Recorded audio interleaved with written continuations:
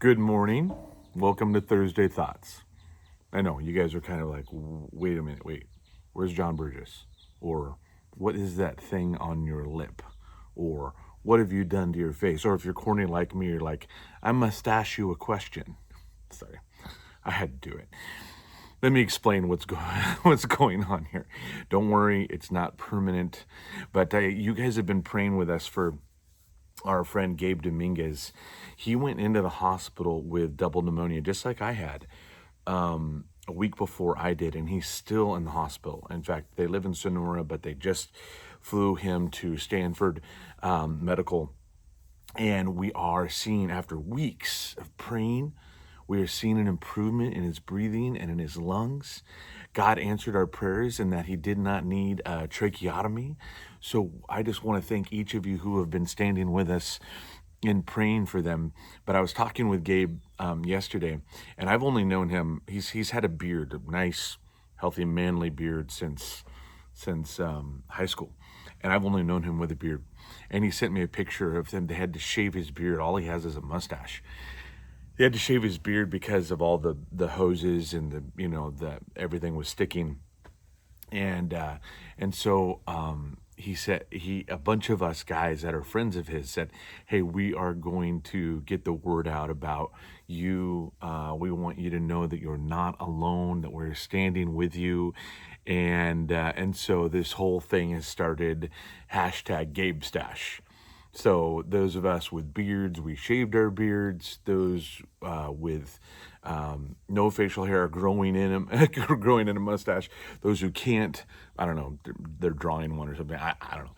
But the thing is that we just want Gabe to know, hey, you're not alone. We are with you, right? And so I just realized it looks like a floating head here. And so it is Hebrews 12 says, therefore strengthen the hands which hang down and the feeble knees, and make straight the paths for your feet, so that what is lame may not be dislocated, but rather be healed. Notice that in order for us to do that for each other, we actually have to be in the fight with each other. We actually have to be close enough to lift each other up. And I think one of the hardest things, I was only in for 5 days, and God did a miracle in 5 days. One of the hardest things was the isolation, right? They had just instituted no family members because of the rising numbers in COVID, and so I was alone, and I couldn't even be with my wife or my boys. And yet, when the messages started flowing in from you guys, from all over the world, you guys began to pray. And I'm not exaggerating. People all over that we've known over the years started praying for us, and then messages started coming in through Facebook and Instagram. I no longer felt alone, even though I was technically still alone in my hospital room. I felt buoyed, just like this Hebrews passage, buoyed by the prayers. And when you're standing in faith, sometimes you don't even have the faith. I didn't, and I needed to lean in on your faith. One of Gabe's passages that they've been standing together, him and Kim and their young girls, has been Daniel chapter 3, when Shadrach, Meshach, and Abednego face down King Nebuchadnezzar. He says, bow. They said, we will not bow. He says, I'm going to throw you in the fire. He said, okay, you throw us in the fire, and even if our God does not rescue us, we will not bow to you, because we will only bow to the Lord. And the thing I love about that passage, the Hillsong does a song called There's Another in the Fire, and this has been kind of one of the Dominguez family's songs, is that they're not standing alone, right? You get the cord of 3 strands. 1 is easily overcome, 2 can stand, but 3 is not easily broken, as it says in Ecclesiastes. We want Gabe and Kim to know they're not alone. They're not standing alone. And I love that faith stance that they're taking, which says, hey, this is not on our timetable. This is on God's timetable. But we're not going to bow to fear. We're not going to bow to worry. We know this is a marathon. This is not a sprint. And so, shaving off my beard, that's a small thing. But there's people in your life right now that feel isolated and insulated, and alone. And maybe they're not even in quarantine. Maybe they're not even in the hospital. Maybe they're surrounded by people, but they feel alone. And there's two ways that you and I can stand with them in the test, in the trial, so that they don't bow to the pressures that they're feeling right now. So the two ways that we can stand, of course, is first of all in prayer. And God says the effective fervent prayer of a righteous person avails much. I am a testimony here. I'm breathing, I'm healthy, I'm out. Because of your effective, fervent prayers. God hears you.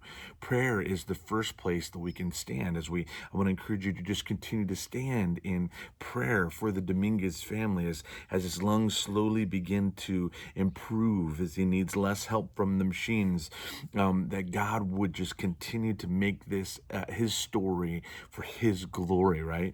So prayer is the first thing. Never underestimate the power of prayer. And then stand with them in person. So this is a very small way of standing with the Dominguez family in person. I can't be with them at Stanford, but I can show my solidarity by having, shaving off my beard. But there's other ways that we can stand with people in person. Or the Father's House brought us for that first week when I got back from the hospital, they brought us food. So Cindy and we didn't have to think about what are we going to make. We can stand with each other financially. If there's like medical bills and there's things that are kind of piling up, we can stand with each other just by cards. I've received cards. I've received messages. Those words are like just a beautiful, powerful way of standing with somebody. The fact that you would take time to communicate to somebody who's struggling right now. It might not be with COVID or a health thing. It might be a relational thing. It might be an emotional thing. It might be a mental thing. Maybe God would just put somebody on your heart right now and say, hey, I want you to reach out to them. Do it first in person. And then do it in prayer and let them know that you are with them. And that's it. So that's why I've got the stash. Don't worry, it's not permanent. I will be growing my beard back. But Gabe, Kim, Dominguez family, we just want you to know we are standing with you in prayer. And if you need prayer for something, hey, I'm gonna be praying. So let me know in the comments below, not just what do you think of the stash, or if you want to stand with Gabe, you can take a picture and hashtag Gabe Stash. But let me know below how I can be standing in prayer with you in the comments below, because our God answers prayer. He is a miracle maker. He's a way maker. This is what our God does, and we are here to lift each other up. All right. God bless.